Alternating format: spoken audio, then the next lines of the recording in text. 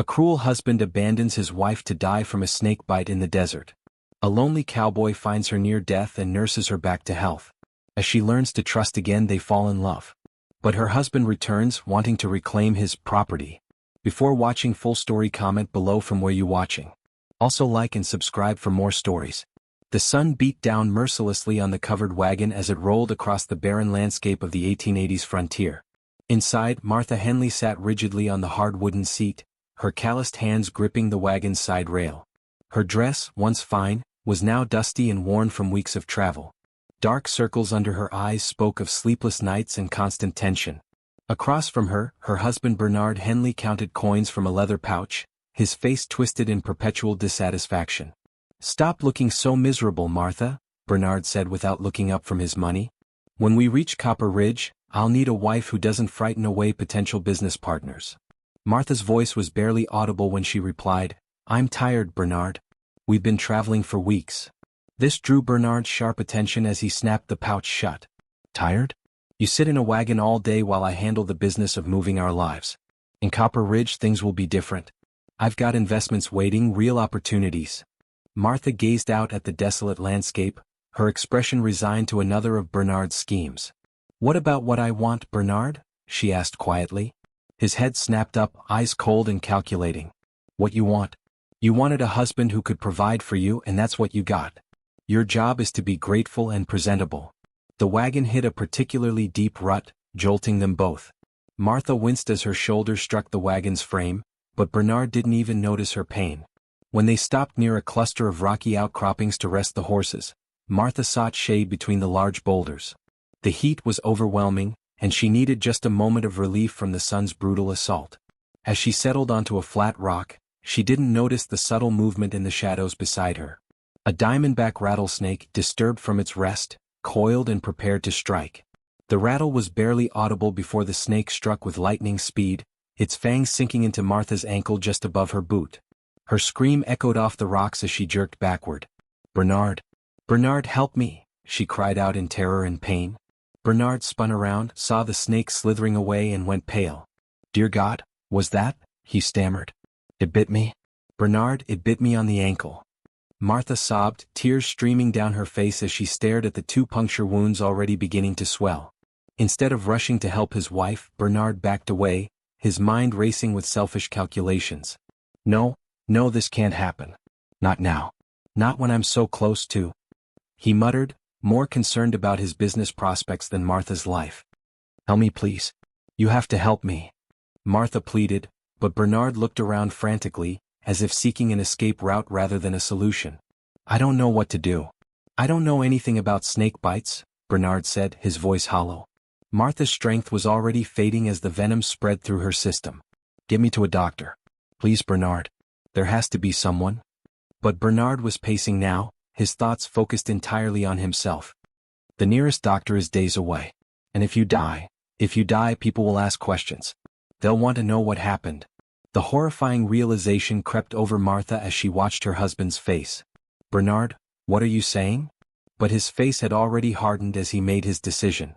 "I'm saying I can't afford to be associated with this. My reputation in Copper Ridge depends on making the right first impression." He began unhitching one of the horses from the wagon, his movements quick and purposeful. "You can't leave me here. I'm your wife." Martha cried desperately, but Bernard was already mounting the horse. "You were my wife. Now you're a liability I can't afford," he said with chilling finality. He looked down at her one last time, any remaining humanity extinguished by greed. "I'll tell people you died of fever on the trail. It'll be easier that way." Then he spurred the horse and rode away, leaving Martha alone with the wagon and remaining horse. Martha watched in disbelief as the dust cloud from his departure settled. He actually left me to die," she whispered to herself. The venom was already taking effect. Her vision blurred and she struggled to stay conscious. She managed to crawl into the wagon's shade before collapsing, alone in the vast wilderness with death creeping through her veins. The shadows grew long as the sun set, and Martha lay unconscious in the wagon, her breathing shallow and labored. Her ankle was severely swollen, the skin discolored around the bite. The night passed slowly, her body fighting a battle she might not win. By dawn she had been unconscious for nearly 18 hours. It was then that Jake McAllister rode up on his horse, following tracks from his morning patrol of his property. Jake was a rugged man with kind eyes, his clothes practical and well-worn from years of honest work. He noticed the abandoned wagon immediately and dismounted to investigate. When he saw Martha's still form in the wagon bed, he rushed forward with genuine concern. "Ma'am? Ma'am, can you hear me?" Jake called, checking for a pulse. It was weak but present. His experienced eye immediately noticed the swollen ankle and the telltale bite marks. "Rattlesnake. And you've been here all night," he said grimly to himself. He gently lifted Martha's eyelids, checking her pupils for signs of consciousness.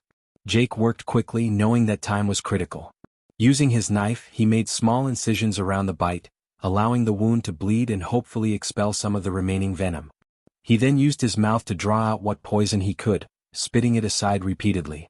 "Come on, lady. You're not dying on my watch," he murmured as he worked. He tore strips from his shirt to make a tourniquet, then carefully lifted Martha into his arms. "We're taking her home, boy. She's got some fighting to do," he told his horse Rusty as he secured Martha on the saddle and began the ride to his cabin. Jake's cabin sat in a small valley, surrounded by a vegetable garden and a corral with a few horses. It was modest but well-maintained, reflecting the character of its owner. Inside, the interior was simple but clean, with a stone fireplace dominating one wall, a bed in the corner and a rough-hewn table in the center. Jake gently placed Martha on his bed and immediately set about preparing treatments. "Still with me? That's good," he said, checking her pulse again. He built up the fire, then filled a pot with water and set it to boil. From a wooden box, he retrieved various herbs and supplies. "My grandmother was Cherokee. Taught me a thing or two about snake medicine before she passed," he explained to Martha's unconscious form as he prepared a poultice from plantain leaves and echinacea, crushing them together with practiced hands. For the next several hours, Jake tended to Martha with the dedication of a trained doctor. He applied the herbal poultice to draw out more poison, elevated her leg to reduce swelling, and forced small amounts of willow bark tea between her lips to help with pain and fever.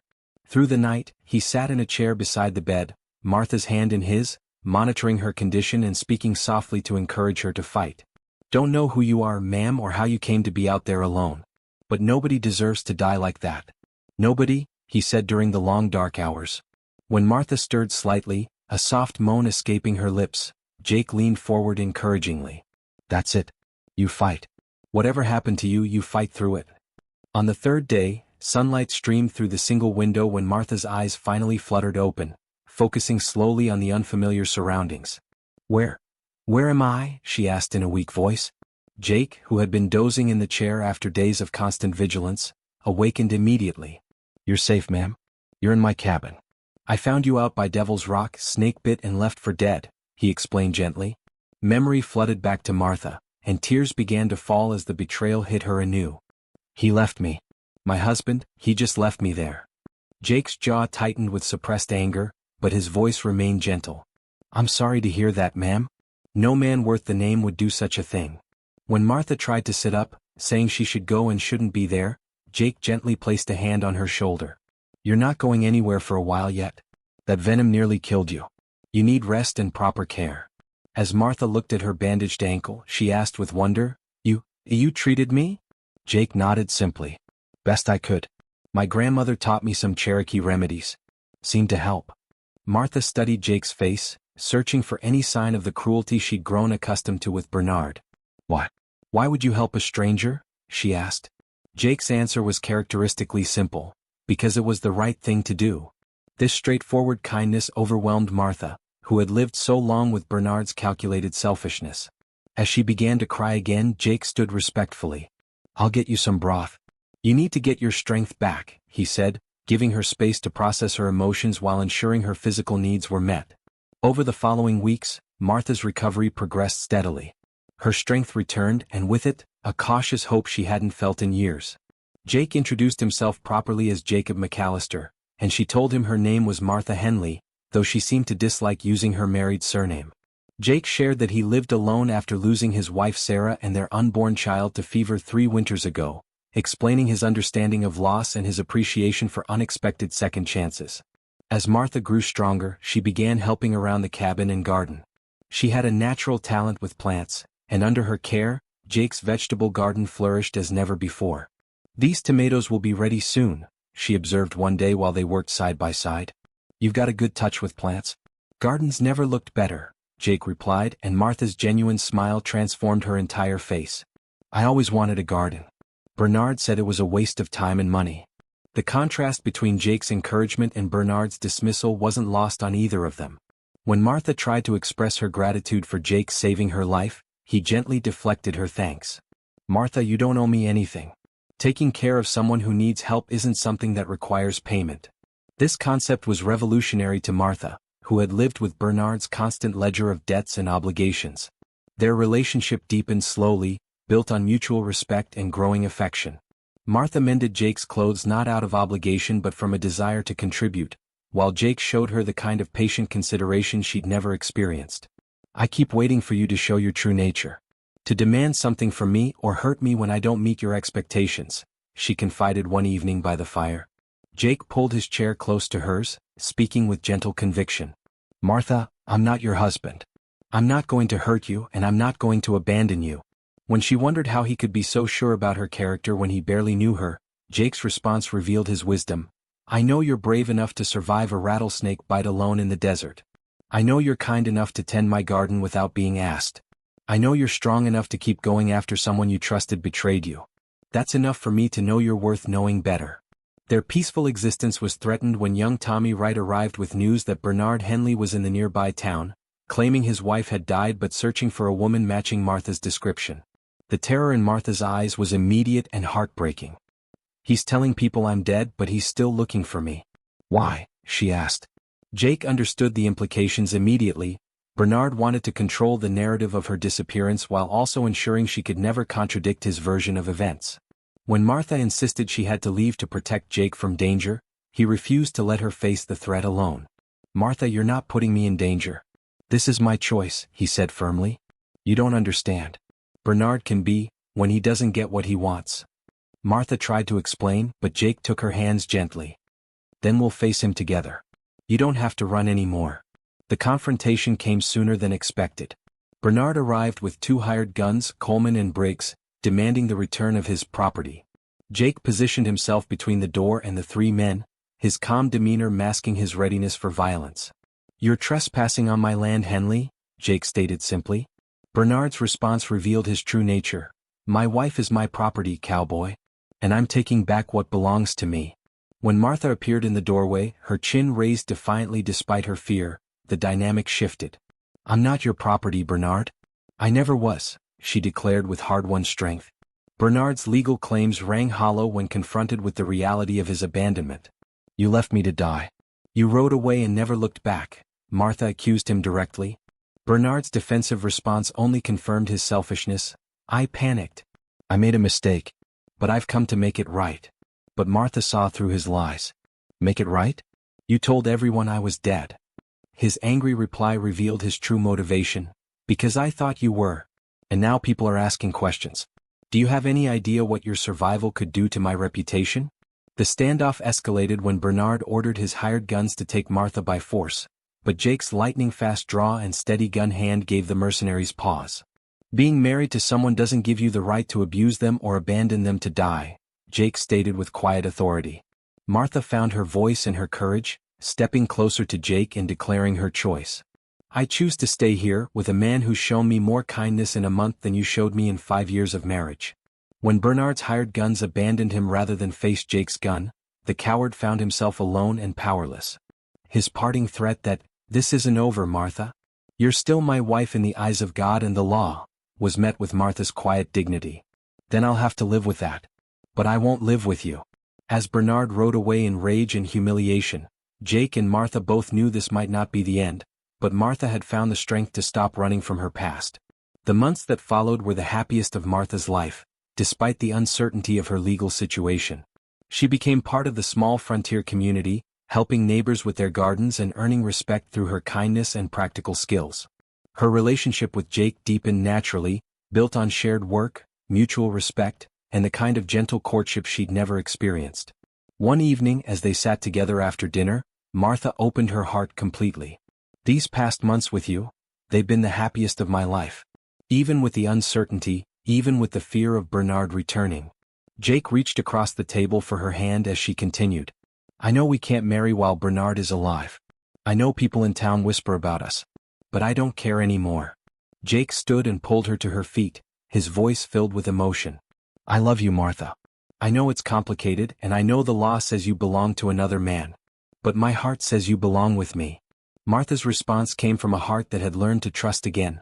I love you too. I didn't think I was capable of it anymore, but you taught me how to feel again.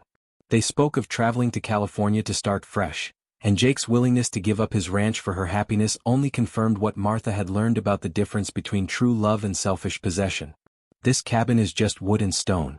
Home is wherever you are, Jake told her, and they kissed with the promise of a better future, whatever obstacles they might face.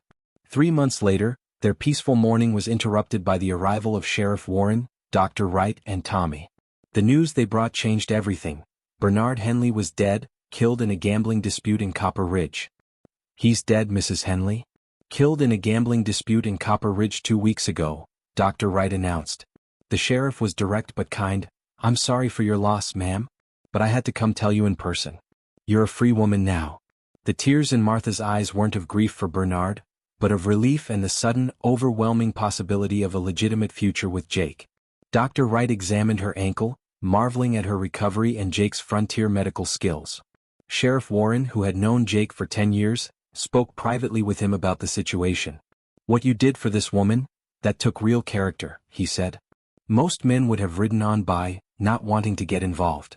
After the visitors left, Martha sat by the window watching the sunset, contemplating her newfound freedom.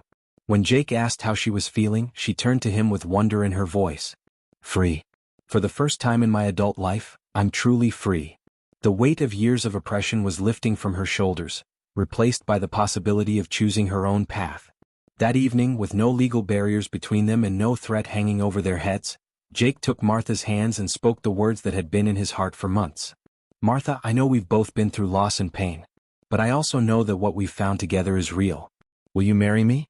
Will you be my wife, not as property or obligation, but as my partner and equal? Martha's answer came through tears of joy. Yes, Jake. Yes, I'll marry you. I want to build a life with you, a real life based on love and respect. They embraced as the fire crackled in the hearth, two wounded souls who had found healing in each other's care. 6 months later, the small frontier church was filled with neighbors and friends as Martha and Jake exchanged vows. Martha wore a simple white dress she had sewn herself, and Jake wore his best suit, cleaned and pressed for the occasion. The ceremony was conducted by the circuit preacher, with Dr. Wright and Sheriff Warren serving as witnesses. Do you, Jacob McAllister, take Martha to be your lawfully wedded wife, to love and cherish, in sickness and in health, for richer or poorer, for better or worse, till death do you part? The preacher intoned. I do, Jake replied, his voice strong and sure. Do you, Martha, take Jacob to be your lawfully wedded husband, to love and cherish, in sickness and in health, for richer or poorer, for better or worse, till death do you part? Martha's voice was clear and filled with joy as she answered, I do. But then she added her own words, I promise to be your partner, not your possession. To build a life with you based on mutual respect and genuine love. The preacher smiled at this addition, understanding the significance for a woman who had experienced marriage as bondage.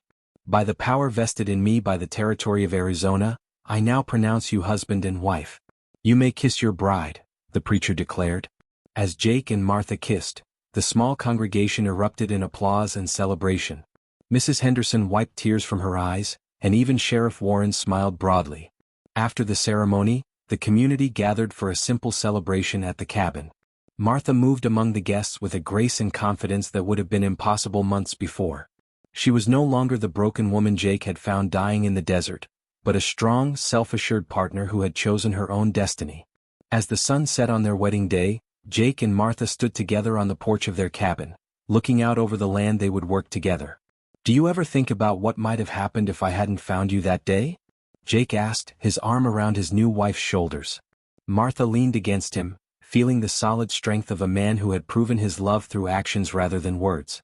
I think everything happened exactly as it was meant to, she replied. The snake bite, Bernard's betrayal, your finding me, it all led us here to this moment. Even the pain? Jake asked gently, understanding that her journey to healing hadn't been easy. Martha considered this thoughtfully before answering. Especially the pain. Without it, I never would have learned the difference between a man who takes and a man who gives. I never would have understood what real love looks like.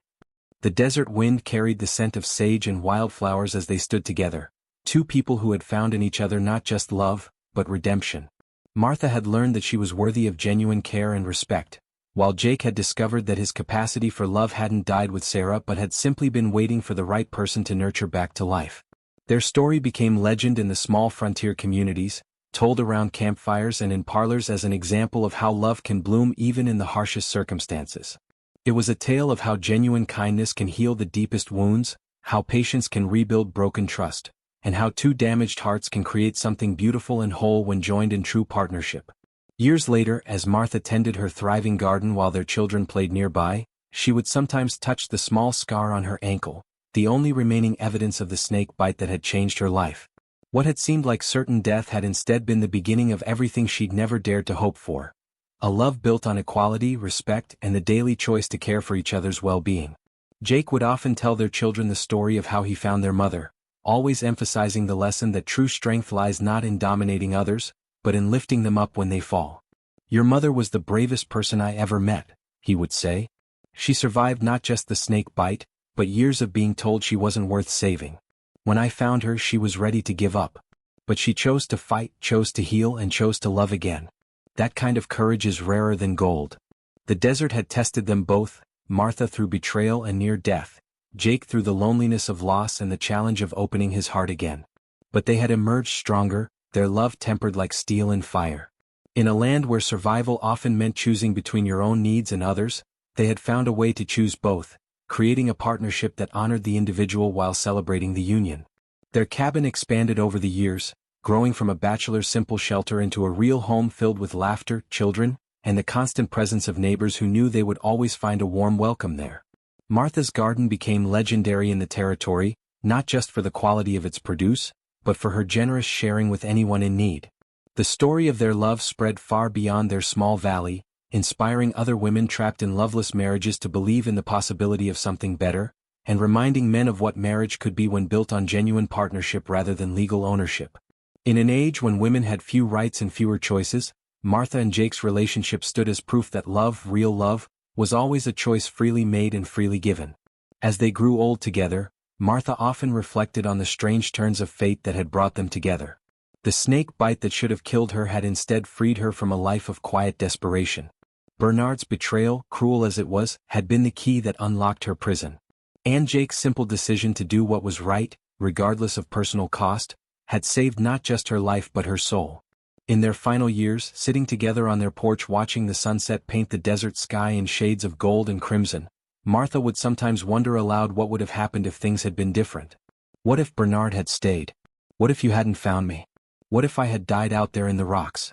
Jake's answer was always the same, spoken with the certainty of a man who had lived long enough to understand the mysterious workings of Providence. Then we would have missed the greatest blessing of our lives. But we didn't. We found each other, and that's all that matters. Their love story became part of the folklore of the American West, a reminder that even in the harshest circumstances, kindness can triumph over cruelty, healing can overcome betrayal, and love, real, genuine, selfless love, can bloom like a desert rose after the rare and precious rain.